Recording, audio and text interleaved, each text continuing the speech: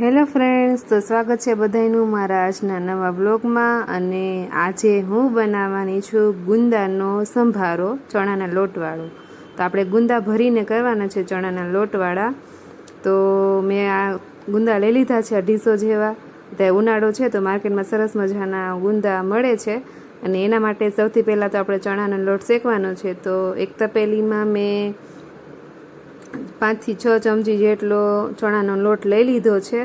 અને એકદમ medium flame ઉપર ચણાનો લોટ આપણે શેકવાનો છે, જેથી કરીને ચણાનો લોટ છે એકદમ આપણો દાઝે નહીં અને સરસ બ્રાઉન, લાઇટ બ્રાઉન જેવો થઈ જાય। તો ધીમે ધીમે આપણે ચણાનો લોટ શેકવાનું શરૂ કરી દઈશું। એકદમ મીડિયમ ફ્લેમ રાખી છે।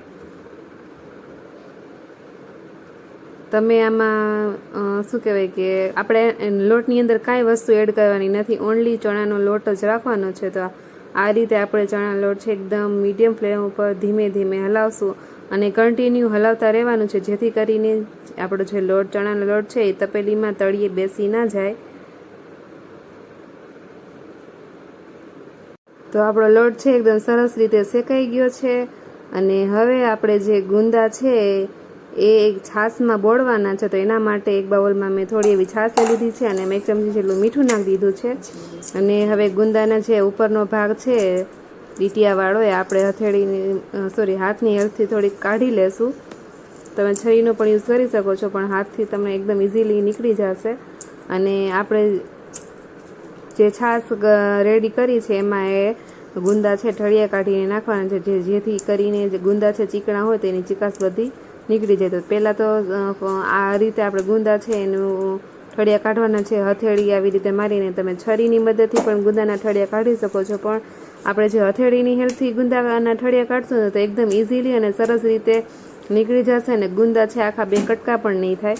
તો આ રીતે આપણે છે ગુંદાના ઠળિયા છે કાઢવા માટે પહેલાં તો ગુંદાને હથેળીની હેલ્પથી ભાંગી નાખશું, જેથી કરીને ઠળિયા છે એકદમ પોચા થઈ જાય અને બધા ઠળિયા સરસ રીતે નીકળી જાય।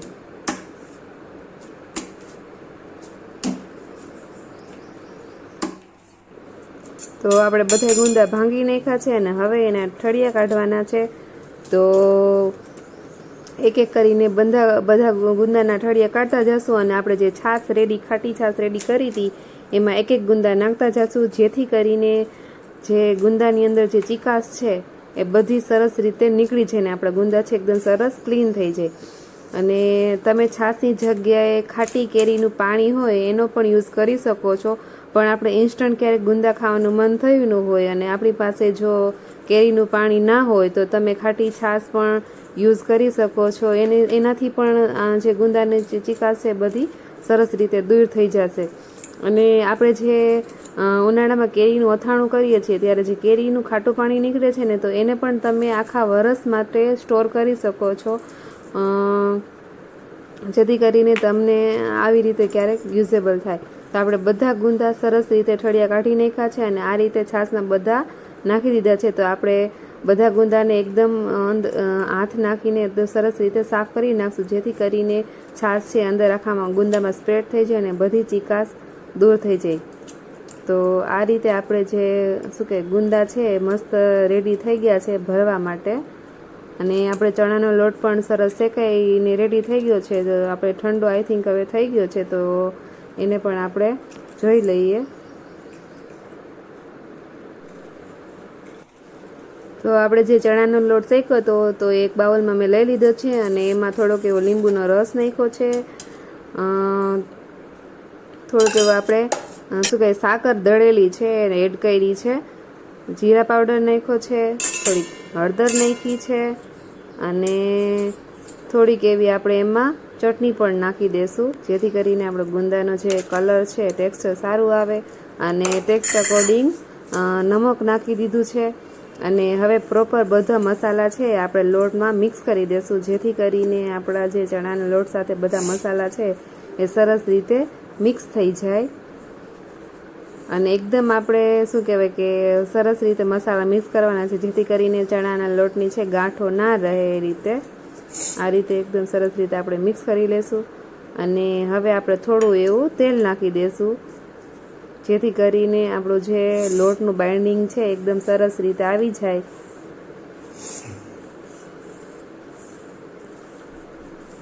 તો આપણે એકદમ સરસ રીતે આપણે જે ચણાનો લોટ ભરવાનો છે એનો મસાલો એકદમ સરસ રીતે રેડી થઈ ગયો છે. હવે આ મસાલો છે તમે સ્ટોર પણ કરી શકો છો. ક્યારેક ઇન્સ્ટન્ટ આપણને આવું કંઈક ગુંદા ભરીને ખાવાનું મન થાય તો આપણે મસાલો કરવાની કોઈ પણ ઝંઝટ ન કરવી પડે ને આવો મસાલો તમે કરીને ફ્રીજમાં સ્ટોર કરી દો તો પણ તમારે ટકી રહેશે.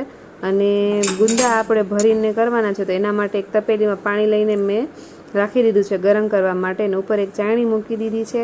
અને હવે આપણે ધીમે ધીમે કરીને બધા ગુંદા એક એક કરીને અંદર મસાલો ભરી દેશું. અને જે આપણે ચાયણી મૂકી છે તપેલીની ઉપર એની ઉપર જ આપણે બધા ગુંદા 1 બાય 1 મૂકતા જશું. તો આ રીતે એકદમ મસ્ત રીતે આપણે ગુંદા બધા છે 1 બાય 1 બધા ભરી દે.